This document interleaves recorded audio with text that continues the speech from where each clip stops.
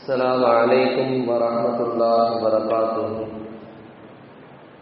الحمد لله رب العالمين والصلاة والسلام على رسوله خاتم النبيين وعلى آله الطيبين وأصحابه الطاهرين والمؤمنين المسلمين كلهم أجمعين.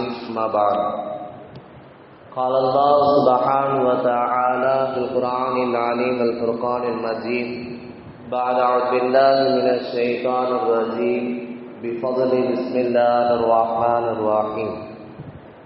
وإذا حكمتم بين الناس أن تحكموا بالعدل. وقال أيضا ويدع موسى والأغلال التي كانت عليهم. صدق الله العليم.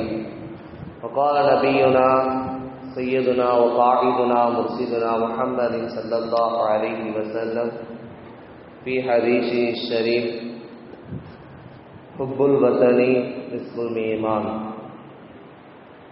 صدق رسول الله صلى الله عليه وسلم. எல்லா புகழும் அல்லாஹ் ஜல்ல ஷானஹு வ தஆலா ஒருவருக்கே உரித்தாகுக. சலாத்தும் சலாம் நம் உயிரின் மேலான அருமை நாயகம் முஹம்மது ரசூலுல்லாஹ் ஸல்லல்லாஹு அலைஹி வஸல்லம் அவர்கள் மீதும் அவர்களின் பரிசுத்த குடும்பத்தார்கள், உத்தம சத்திய சஹாபாக்கள், தாபிஈன்கள், தபஉ தாபிஈன்கள், வலிமார்கள், சுஹதாக்கள், நாதாக்கள், சாலிஹீன்கள், பெரியோர்கள், நல்லோர்கள், இமாம்கள் இந்த ஜும்மா நன்னாளில் அமர்ந்திருக்கும் நம் அனைவரின் மீதும் அல்லாஹ்வின் அன்பும் பேரருளும் என்றென்றும் நிறைவாக உண்டாவட்டுமாக. ஆமீன். கண்ணியமிக்க அல்லாஹ்வின் நல்லடியார்களே, பெரியோர்களே, அல்லாஹ்வுடைய மாபெரும் கிருபையால் புனிதமிக்க இஸ்லாமிய மாதங்களின் இரண்டாவது மாதமான சஃபருல் முஅக்கர் வெற்றியின் மாதத்தினுடைய முதல் ஜும்ஆவில் நாம் எல்லாம் இருக்கிறோம். வாழும் காலமெல்லாம் லா இலாஹ இல்லல்லாஹ் முஹம்மதுர் ரசூலுல்லாஹ் என்கிற கலிமாவின் அடிப்படையில் வாழ்ந்து மரணிக்கின்ற பொழுதும் அந்த உன்னத கலிமாக்களை நாம் மொழிந்தவர்களாகும். வாழும் காலமெல்லாம் அல்லாஹ் ரசூலுக்கு கட்டுப்பட்டு கீழ்ப்படிந்து ஷரியத்தின் அடிப்படையில் வாழ்பவர்களாகும். எதையெல்லாம் விட்டு அல்லாஹ் ரசூல் தடுத்தார்களோ, தவிர்த்திருக்க சொன்னார்களோ அது அத்துணையும் அறவே விட்டு விலகி இருக்கக்கூடியலாம். வாழும் காலமெல்லாம் மருத்துவமனை கஷ்டங்கள், செலவுகள், சிரமங்கள் இல்லாத ஆரோக்கியமான சரீர சுகமான இன்பமான வாழ்வினை வாழும் காலமெல்லாம் ஹஜ், உம்ரா போன்ற சிறந்த கடமைகளை மீண்டும் மீண்டும் செய்யக்கூடிய நற்பேற்றினையும் நபிகள் நாயகம் ஸல்லல்லாஹு அலைஹி வஸல்லம் அன்னவர்களை கனவிலும் நினைவிலும் கண்டுகளிக்கக்கூடிய பாக்கியத்தினையும் மாநபி கண்மணி நாயகம் ஸல்லல்லாஹு அலைஹி வஸல்லம் ரௌலா ஷரீஃபை ஜியாரத் செய்யக்கூடிய மாபெரும் நற்பேற்றினையும் மேலும் நாயகம் ஸல்லல்லாஹு அலைஹி வஸல்லம் அன்னவர்கள் என்னென்ன துவாக்கள், கயிறு பரக்காத்துக்களை எல்லாம் கேட்டார்களோ, செய்தார்களோ அது அத்தனையும் நமக்கும் நம்முடைய குடும்பத்தார்களுக்கும் வல்ல ரஹ்மான் பரிபூர்ணமாக தன் அருள் புரிவானாக. ஆமீன். கண்ணியமிக்க அல்லாஹ்வின் நல்லடியார்களே, பெரியோர்களே, அல்லாஹ்வுடைய மாபெரும் கிருபையால் இந்த இந்திய நாடு சுதந்திரம் பெற்று 76வது ஆண்டை நாம் 76வது ஆண்டில் காலடி எடுத்து வைக்க இருக்கிறோம். இந்த நாடு சுதந்திரம் பெற்றதல்லாமல் இந்த நாட்டில் உள்ள சூழ்நிலை எப்படி, இதற்கு யார் யாரெல்லாம் பாடுபட்டார்கள், யார் யாரெல்லாம் இதற்காக உயிர் நீத்தார்கள் என்பது குறித்தெல்லாம் வருடம் வருடம் நாம் நினைவுபடுத்திக் கொண்டிருக்கிறோம். 75லிருந்து 76வது ஆண்டை நாம் காலடி எடுத்து வைக்கிற பொழுது இன்னும் கொஞ்சம் முன்னேற்றம் வேண்டும். இன்னும் கொஞ்சம் நாட்டிலே உள்ள நடுநிலையான அல்லது நடுவண் அரசு போன்ற இன்றைக்கு ஆட்சி கட்டிலே அமர்ந்திருக்கக்கூடியவர்கள் மக்களை எப்படி வழிநடத்துகிறார்கள், அவர்கள் எப்படி வாழ்ந்து கொண்டிருக்கிறார்கள் என்பது குறித்தெல்லாம் சற்று நாம் ஆய்வு செய்து ஆராய்ச்சி செய்து பார்த்தால் சற்றே நாம் பின்தங்கிதான் இருக்கிறோம். பொதுவாக சிறுபான்மையின மக்களுக்கு நீதமாக நடந்து கொள்ள வேண்டும். இந்த நாட்டிலே இன்றைக்கு கூட புது புது சட்ட மசோதாக்களை அமல்படுத்தி கொண்டிருக்கிறார்கள். எல்லாம் காப்பாற்ற வேண்டும். 1947 இன்று வரைக்கும் 75 நிறைவு செய்து 76 சுதந்திர தினத்தை கொண்டாட இருக்கிற நாம் அதனுடைய சிந்தனைகளை குறித்து நாம் புரிந்து கொள்ள வேண்டும். என்னென்ன சிந்தனைகள் இருக்கிறது, இதற்காக இந்த மார்க்கம் அல்லாஹ் ரசூல் என்ன செய்தார்கள். பெரும் பெரும் ஆட்சியாளர்கள் இஸ்லாத்தில் இருந்தாங்க. பெரும்பெரும் ஆட்சியாளர்கள் நபிமார்களிலும் உண்டு, சஹாபாக்களிலும் உண்டு. ஆட்சியாளருக்கெல்லாம் ஆட்சியாளன், தீர்ப்பளிப்பதற்கெல்லாம் தீர்ப்பளிக்கக்கூடியவன் அஹ்கமுல் ஹாக்கிமீன் ரப்புல் ஆலமீன் மட்டும்தான். எனவே நாட்டு மக்களிடையே ஒரு பரஸ்பரமும் ஒரு சமத்துவமும் ஒரு சமய நல்லிணக்கமும் ஒரு அன்பும் பாசமும் மக்களுக்கு எந்த ஒரு இடையூறும் இல்லாமல், மன்னராட்சி போன்ற ஆட்சி இல்லாமல் சுதந்திரமாக மக்களால் தேர்ந்தெடுத்து அரசாட்சி அமைத்து மக்களுடைய தேவைகளை நிறைவேற்றக்கூடிய அரசு தான், மக்களால் தேர்ந்தெடுக்கப்படக்கூடிய அந்த குடியரசு தான் சிறந்த ஆட்சி, சிறந்த அரசாட்சியாக இருக்கிறது. ஏனென்று சொன்னால், நீங்கள் இன்னைக்கும் டெல்லியில் பார்த்தீங்கன்னா இந்தியா கேட்டில் சுமார் 95,000 பேர் பாடுபட்டாங்க, சுதந்திரத்துக்காக பாடுபட்டவங்க பேர்லாம் அதில் இருக்கு. அதில் 65,000க்கு சில்லற நம்முடைய பேர் தான் இருக்கு. இஸ்லாமியர்கள் பெரும் பங்கு அதில் வகித்திருக்கிறாங்க. இன்னைக்கு வரலாறுகள் மாற்றப்படுது, மறைக்கடிக்கப்படுது, அதில் கொஞ்சம் இருட்டடிப்பும் உண்டு. இன்றைக்கு பிள்ளைகள் படிக்கக்கூடிய பாட புத்தகங்களை வரலாறுகள் மாற்றப்படுகிறது. இதெல்லாம் நாம் தெளிவுபடுத்தி வருடம் வருடம் நம்முடைய மக்களுக்கு நாம் தெரியப்படுத்திக் கொண்டே தான் இருக்கிறோம். பெரும்பாலான முக்கிய பங்கு வகித்தவர்கள் இஸ்லாமியர்கள். 200 வருஷம் இந்த போர் நடந்துச்சு. இந்த சுதந்திர போர் இருக்கிறது சும்மா 10 வருஷம் 20 வருஷம் நடக்கல, 200 வருஷம் நடந்துச்சு. அதுல 100 வருஷம் வெறும் இஸ்லாமியர்கள் மட்டும் பாடுபட்டவர்கள். வெறும் இஸ்லாமியர் மட்டும் 100 வருஷம் பாடுபட்ட பின்னாடி தான் இன்றைக்கு நாம் பேசக்கூடிய காந்தியடிகள், நேதாஜி சுபாஷ் சந்திர போஸ், இன்னைக்கு இருக்கக்கூடிய அத்துணை அறிவாளிகள், அறிவுஜீவிகள் இன்றைக்கு நாம் பேசிக் கொண்டிருக்கிறோம். இன்னைக்கு பிள்ளைகளுடைய பாட புத்தகம் படிக்கக்கூடிய இவர்கள் எல்லாம்.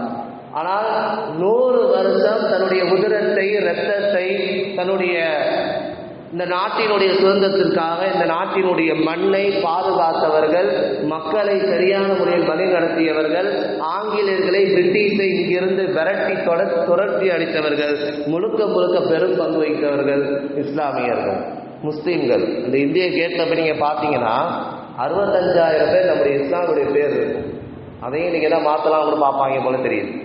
அப்போ நல்லா யோசிச்சு பார்த்தா அல்லாஹ் ரப்புல் ஆலமீன் திருமறையில சொல்லி காட்டுகிறார், வைதா அகம்தும் பைனன் நாசி, மக்களுக்கு மத்தியில் நீங்கள் தீர்ப்பு செய்தால் அந்த தஹ்குமு பில் அத்ல், நீதத்தை கொண்டு தீர்ப்பு செய்யுங்கள். பொதுவாக ஒரு ஆட்சியாளர் அனைத்து மக்களும் மீதமா இருக்கும். அமானத்து பொருட்கள் எல்லாம் அந்த மக்களிடம் அவர் ஒப்படைத்து விட வேண்டும். அதுதான் அவர் ஆட்சி கட்டில இருக்காரு. அவர் சுகபோகமாக வாழ்வதற்கும் சொத்து சேர்ப்பதற்கும் இல்லை என்பதை அவருடைய சந்ததிகள் எல்லாம் இனி வரக்கூடிய அடுத்த ஜென்ரேஷன் சொல்லப்படக்கூடிய பல ஜென்ரேஷன் வரைக்கும் அவர் சொத்து சேர்த்து வச்சிருக்கிறான். அப்ப அல்லாஹ் காப்பாற்ற வேண்டும். இதெல்லாம் மக்களுடைய பணம், மக்களுக்கு போய் சேர வேண்டும், மக்களுடைய தேவையை நிறைவேற்ற வேண்டும். சமத்துவம், சமய நல்லிணக்கம், மத சார்பற்ற நாடு நம்முடைய நாடு. இதற்கெல்லாம் முழு பங்கு வகித்தவர்கள் இஸ்லாமியர்கள். அப்போ இந்த மாதிரி இருக்கிற பொழுது ஒரு 4 விஷயம் அந்த அரசவையில் இருக்கக்கூடிய அந்த ஆட்சியாளருக்கு இந்த மார்க்கம் சொல்லுகிற 4 விஷயம். முதலாவது செய்தி, அவர் நீதமாக செயல்பட வேண்டும். நீதம், இன்னைக்கு நீதி தவறிழைக்கப்படுகிறது, நீதியா யாரும் இல்லை. 2வது செய்தி, அவரும் அந்த மக்களும் சரிசமமாக நடத்தப்பட வேண்டும். ஆடம்பரமாக இல்லாமல் என்னென்ன தேவை இருக்கிறதோ அவரும் சரியான முறையில் இருக்க வேண்டும், மக்களுக்கு தேவையானதை சேர வேண்டும். 3வது, உயர்ந்த குலத்தவர் தாழ்ந்த குலத்தவர் என்று பாகுபாடு இல்லாமல் சமத்துவமாக நடத்த வேண்டும். 4வது, இறையச்சம் என்கிற அல்லாஹ்வுடைய பயம் வர வேண்டும். இது அத்தனையும் ஒரு ஆட்சியாளரிடம் இருந்தது என்று சொன்னால் அந்த நாடு செழிப்பாக இருக்கும் என்பதில் எந்தவித ஐயமும் இல்லை. 1947 இந்த நாடு சுதந்திரம் பெற்றப்போ முதல் ஜனாதிபதியாக இருந்த ஜவஹர்லால் நேரு அவங்க சொல்றாங்க, கிட்டத்தட்ட 90 நாடு கிட்ட சுதந்திரத்துக்காக போராடினாங்க. ஆனா அதுல முதலாவது நாடு இந்தியாவாக இருக்கிறது. எல்லாமே நைட் தூங்கிட்டாங்க. இந்த நாடு சுதந்திரம் கிடைச்சது இரவில் தான். அவர் ஜவஹர்லால் நேரு சொல்கிறார், இந்த world is all the sleep deep sleep. இந்த வேர்ல்டு எல்லாருமே தூங்கிட்டு இருக்காங்க. இந்த இந்தியா இஸ் வேக் அப். இந்திய நாடு மட்டும்தான் முழுச்சிருந்து சுதந்திரத்துக்காக பாடுபட்டது என்று முதல் ஜனாதிபதியான ஜவஹர்லால் நேரு அவர்கள் சொல்லி காட்டுகிறான்னு சொன்னால் அது சுதந்திரம் பெற்றதுமல்லாமல் அதில் பெரும் பங்கு வகித்தவர்கள் இஸ்லாமியர்களாக இருக்கிறார். வங்கக்கடல் சிராஜு தௌலா, சிறந்த இந்த நாட்டுக்காக தன்னுடைய உயிரை நீத்தவர்கள். கர்ஜிக்கும் சிங்கம் என்பதாக சொல்வார்கள். அவரை கண்டாலே ஆங்கிலர்கள்லாம் பயப்படுவார்கள். அந்த அளவுக்கு இந்த நாட்டுக்காக தியாகம் செய்தவர்கள். இது போன்ற நிறைய சுல்தான் சலாவுத்தீன் ஐயூபி போன்றவர்கள், அதே போன்று முகமது ஹசன், இமாம்கள், பெரும் பெரும் இமாம்கள் எல்லாம் இதில் பங்கு வகித்திருக்கிறார்கள். அத்தனை பேரும் தங்களுடைய உயிர்களை நீத்து தியாகம் செய்து மாக்குள்ளை லப்பைமார்கள் என்று சொல்லப்படக்கூடிய கேரள ஆலயங்கள் எவ்வளவு பாடு ரத்தம். அவர்கள் இங்கிருந்த காட்பாடியிலே ஏறி வேலூரில் இறங்குற பொழுது ஜனாதாவாக பாடி கொட்டப்படுகிறது. இப்படி நிறைய செய்திகள் வரலாறை எடுத்து நீங்கள் படித்து பாருங்கள். அத்தனையும் மாற்றப்பட்டிருக்கிறது. லல் பகதூர் ஷா என்று சொல்லப்படக்கூடிய அவருடைய 2 மகன்களையும் கொல்லப்பட்டு 2 தலைகளையும் கொண்டு வந்து மறுநாள் காலை உணவுக்காக அவர் கொண்டு வந்து கொடுக்கிறார். அவர் கொஞ்சம் கூட கவலைப்படவில்லை, கொஞ்சம் கூட அளவில்லை. இந்த நாட்டுக்காக நான் போராடுவேன், நான் வஃபாத் ஆகிற பொழுது கூட இந்த நாட்டின் மண்ணை எடுத்து கபூரில் போடுவேன் சொல்லிவிட்டு தைரியமாக வஃபாத் ஆகிறார். இது போன்ற நிறைய செய்திகள். மஹமூது ஹசன் என்று சொல்லப்படக்கூடிய முகமது அலி ஜின்னா, லியாக்கத் அலி ஜின்னா என்று சொல்லப்படக்கூடிய மிக சிறந்த ஆலிம்கள் எல்லாம் மேலே பங்கு வகித்திருக்கிறார்கள். அந்த வட்ட மேஜை போன்ற மாநாடுகளில் 5 நிமிஷம் எனக்கு பேச அவகாசம் சொல்லி என்று பேசி 2 அவர் பேசினார். 2 அவர் பேசி நாட்டில் உள்ள சூழ்நிலையை புரிய வைத்து அனைத்து மக்களிடமும் சமூகமும் சமத்துவமும் சமூக நீதியும் சரியாக இருக்க வேண்டும் என்று இந்த சுதந்திரத்துக்காக என்னென்ன வேட்கை எல்லாம் இருக்கிறதோ அத்தனையும் சொல்லி தந்து வஃபாத்தானவர்கள் மஹமூது ஹசன் போன்ற தலை சிறந்த இமாம்களாக இருக்கிறார்கள். மிகப்பெரிய ஒரு அந்த பயான், அந்த சொற்பொழிவு மிகப்பெரிய ஒரு மாற்றத்தை மக்களுக்கு மத்தியிலே தந்தது. அவரை கொன்று குவித்தார்கள். நிறையபடி சொல்லிக்கொண்டே போகலாம். இது போன்ற திப்பு சுல்தான் போன்றவர்கள் ஓனாய் போன்று நான் வாழ்ந்ததை விட ஒரு நாள் சிங்கமாக நான் வாழ்ந்து விடுவேன், என்னை நீங்கள் என்ன வேணா செய்து கொள்ளலாம் சொல்லி அவர்கள் பாடுபட்டது. திப்பு சுல்தான்கள் ஆங்கிலர்கள்லாம் அலறுவார்கள், பயந்து ஓடுவார்கள். இன்னைக்கு குழந்தைக்கு நம்ம சாப்பாடு ஊட்டுகிற பொழுது திப்பு வர, அந்த காலத்தில் அப்படிதான் சொல்லி ஊட்டுவாங்க. பச்சை குழந்தைக்கு உணவு ஊட்டுகிற பொழுது திப்பு வரா பிடிச்சி கொடுத்துட்டு ஒழுங்காக சாப்பிட்டு சொன்னால் சாப்பிடுவோம். அந்த மாதிரி சதற விட்டு மக்களை எல்லாம் இந்த ஆங்கிலேயர்கள் எல்லாம் அடிமைத்தனம் பண்ணி ஆங்கிலேயர் எல்லாம் ஓட விட்டவர்கள், பெரும் பங்கு வைத்தவர்கள் இஸ்லாமியர்களாக இருக்கிறார்கள். 75 ஆண்டை நிறைவு செய்து 76 கால் வைக்கிற நாம் இனி வரக்கூடிய இன்றைக்கு இருக்கிற நடுவண் அரசு மக்களுக்கு மத்தியில் நீளமாக நடக்க வேண்டும், மக்களுடைய தேவைகளை பூர்த்தி செய்ய வேண்டும். இன்னைக்கு பொறுத்த வக்ஃப் வாரிய சட்டம்லாம் கொண்டு வந்திருக்கோம். நிறைய செய்திகள்லாம் நீங்கள் பார்த்துட்டு தான் இருக்கீங்க.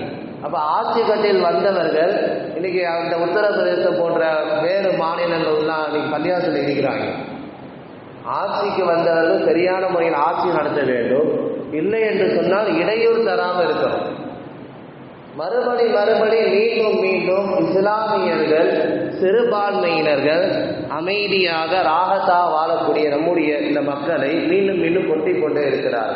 இவர்களுக்கு என்னென்ன சட்டம்லாம் கொண்டு வரணுமோ சட்டம் கொண்டு வர்றது, பெரும் பள்ளிவாசல் போன்ற விஷயங்கள் கை வைப்பது, இடிப்பது, அங்கே எத்தனையோ மக்கள் இறந்து போகிறார்கள். இவருடைய அந்த ஆட்சியை மக்களுக்கு மத்தியில் கொண்டு வந்து மக்களை வேரோடு அழிக்க பொதுவாக இஸ்லாமியர்களை அவர்கள் இல்லாமல் ஆக்குவதற்காக பிளான் போடுகிறார்கள். எல்லாம் காப்பாற்ற வேண்டும்.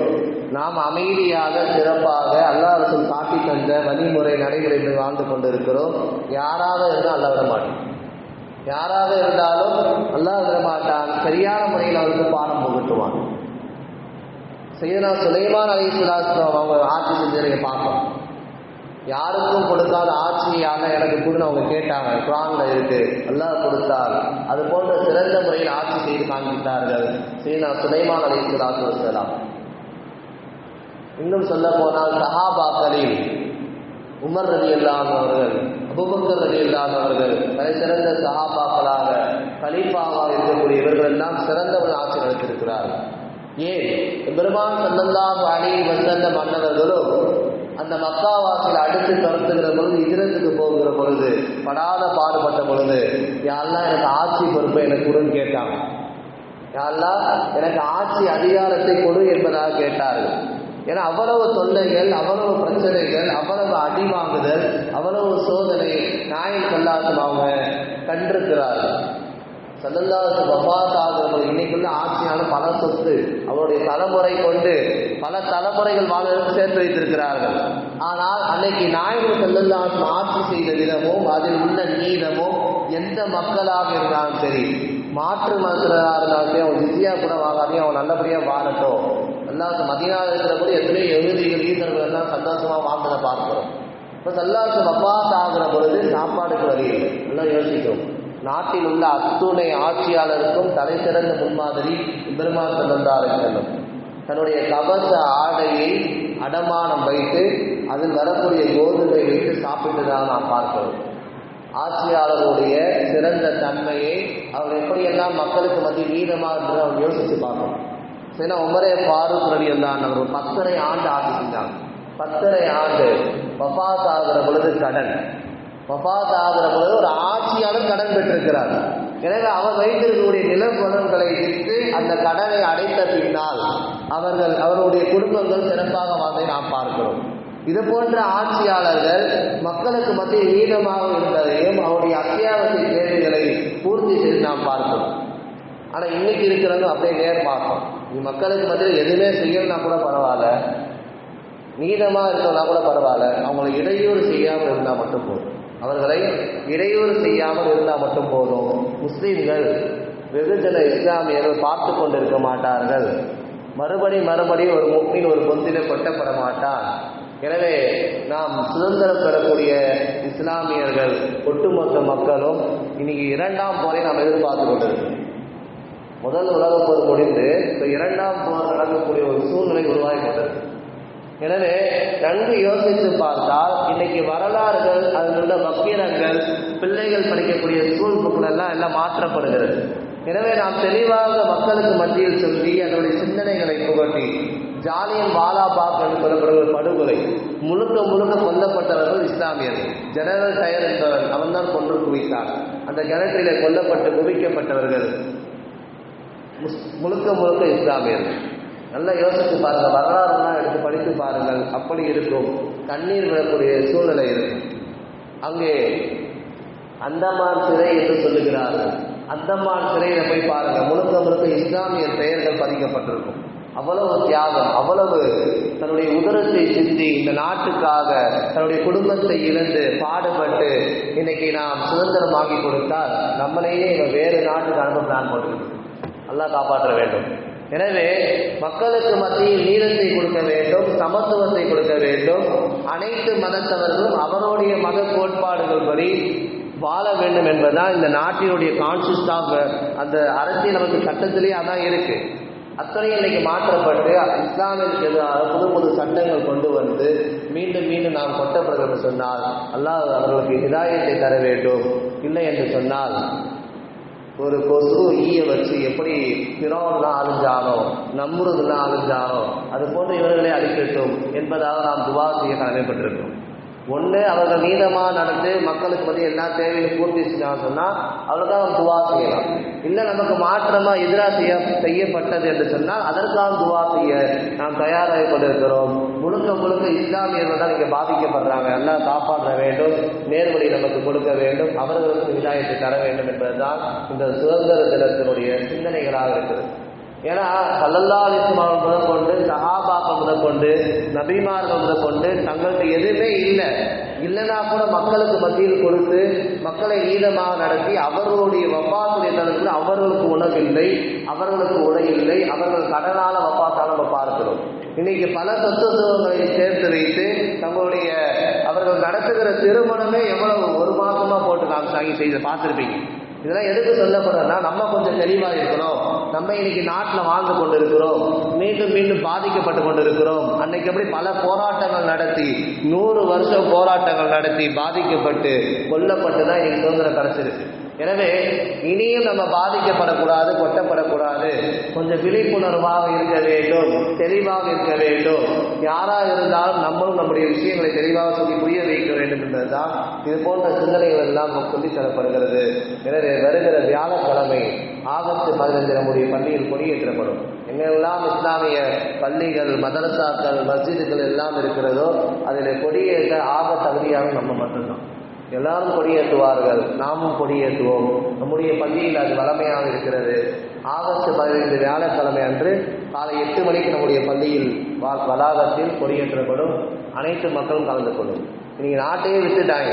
இன்னைக்கு பெரும் பெரும் வியாபாரத்திற்காக, பெரும் பெரும் முதலீடுக்காக நாட்டை கார்ப்பரேட் நிறுவனத்துக்கு விற்கப்படுகிறது.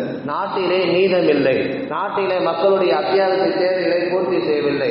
பெரும் பெரும் சஞ்சலத்திற்கு நாம் மீண்டும் மீண்டும் சிறுபான்மைக்கு கொட்டப்பட்டு கொண்டே இருக்கிறோம். இன்னைக்கு நாம் கொடி வாங்குவது கூட பல கோடிகள் அம்பானிக்கு போன்ற பெரும் பெரும் முதலைகளுக்கு போகிறது என்பதாக நாட்டினுடைய விவர சூழலை நீங்கள் பார்த்து கொள்ள வேண்டும். இது போன்ற விஷயங்கள் எல்லாம் நாம் கொஞ்சம் தெளிவாக விசாரானால்தான் நாட்டிலே வரும் காலங்களில் குறைக்க முடியும். இல்லை என்று சொன்னால் 2ஆம் சுதந்திரத்தோடு நாம் தயாராக வேண்டும். அதுதான் நாட்டினுடைய சூழ்நிலை. எனவே எல்லாங்கள் அல்லாஹ் ஜல்லஷானஹு தஆலா இந்த நாட்டிலே அரசாட்சியை வளர வைப்பானாக. அனைத்து ஆட்சியாளரும் நீதமான நடத்தல் தௌஃபீக் செய்வானாக. பெரும்பான்மையான மக்களாக இருக்கக்கூடிய நாம் தக்குவாவோடு இறையச்சத்தோடு நாட்டில் உள்ள அனைத்து விஷயங்களும் சரியான முறையில் பின்பற்றி வாழ்ந்து அல்லாஹ்வுடைய பொருத்தத்தை பெறக்கூடியதாக நாம் ஆகுவோமாக. எல்லாமல் அல்லாஹ் ஜல்லஷானஹு தஆலா நமக்கு மென்மேலும் பரக்கத்தையும் ரஹ்மத்தை தருவானாக.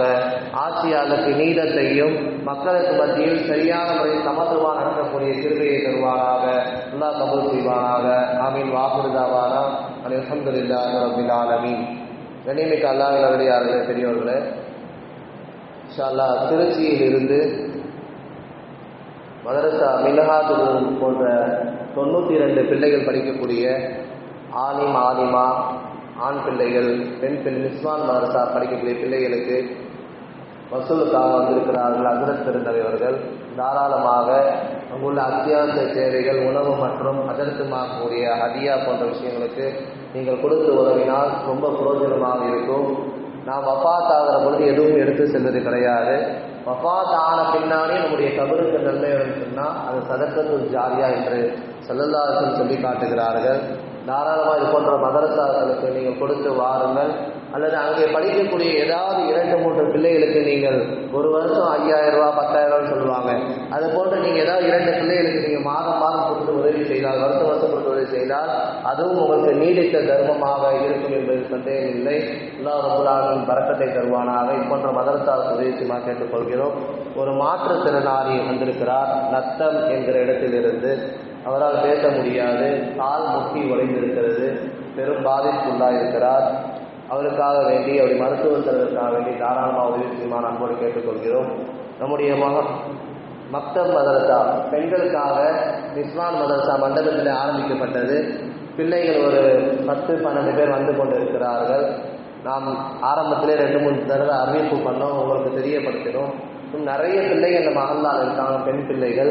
உங்களுடைய இந்த பாலிகான பிள்ளைகள் அல்லது சிறுவர்கள் நீங்கள் தாராளமாக மதரசாவுக்கு அனுப்பி தந்தால்தான் முஸ்தாபி அவர்கள் அதற்காக சிலபஸ் போன்று ஏற்படுத்தி மக்களை சரியான முறையில் பாடம் நடத்தி அவர்களை வழிநடத்தி கொண்டு போக முடியும். பாடம் நடத்திக்கிட்டே இருக்கிற பொழுது புதுதாக ஒரு நபர் வந்து அவங்களுக்கு பாடம் கொஞ்சம் லெஸ் ஆகும், கிடைக்காது, சரியாக ஒரு பாடம் கிடைக்காது. எனவே அவர்கள் குர்ஆனை தஜ்வீத் சட்டங்களோடு சொல்லித் தருகிறார்கள். தொழுகையினுடைய சட்டத்திட்டங்கள், தொழுகையிலே ஓதக்கூடிய மனப்பாட சூறாக்கள், துவாக்கள், ஹதீஸுகள், கேள்வி பதில்கள், இது போன்ற விஷயங்கள் எல்லாம் நடத்தி கொண்டிருக்கிறார்கள். மென்மேலும் பிள்ளைகளை இந்த ஒரு மாதத்திற்குள் உங்களுடைய பாலிகான பிள்ளைகள் அல்லது சிறுவர்கள் நீங்கள் அனுப்பி தந்தீர்கள் என்று சொன்னால் தினமும் அசத்து மகரிப் நடக்குது. பிள்ளைகள் அதிகமாக வருவது பொறுத்து உங்களிடமே நேரம் கேட்டு சரியான முறை வைக்கப்பட்டு மதரசா காலை மாலை நடத்தப்படும். எனவே நிறைய பாலிகான பெண்கள் இங்கே இருக்கிறார்கள். இன்னைக்கு வழி தவறி போகக்கூடிய சூழ்நிலை நாம் பார்க்கிறோம். எனவே சரியான முறையில் மார்க்க தொழிலை நாம் புகட்டவில்லை என்று சொன்னால் அவர் பிற்காலத்திலே அவர் சிறந்த முறை வர சொன்னால் மார்க்க தொழில் ரொம்ப அவசியம். ஒரு பெண்ணிடம் அந்த மார்க்க கல்வி கீழ் சென்று விட்டு சொன்னால் அது அந்த சமுதாயத்திற்கே பயன்படும், அந்த குடும்பத்தாருக்கே பயன்படும் என்பதாக நாம் பார்க்கிறோம். எனவே உங்களுடைய பிள்ளைகளை ஒரு ஆலிமாவாகவோ ஒரு ஹாஃபிலாகவோ அல்லது குர்ஆனில் சில சூறாக்கள் மனப்பாடம் செய்து அல்லது சில சட்டத்திட்டங்களை சரியான முறையில் கற்றுக்கொண்டு அவர்கள் வாழ்வது சிறப்பாக அமையும். தாராளமாக உங்களுடைய பிள்ளைகளை, பெண் பிள்ளைகளை மதரசாவுக்கு அனுப்பி தருமாறு நிர்வாகத்தின் சார்பாக கேட்டுக்கொள்கிறோம். எல்லாமல் அல்லாஹ் ஜல்லஷானஹு எதை பேசுவோமோ எதை கேட்டோமோ அதை வரும் நாட்கள் அமல் செய்யக்கூடிய பாக்கியத்தை தருவானாக. சுன்னத் திருவாரூர்.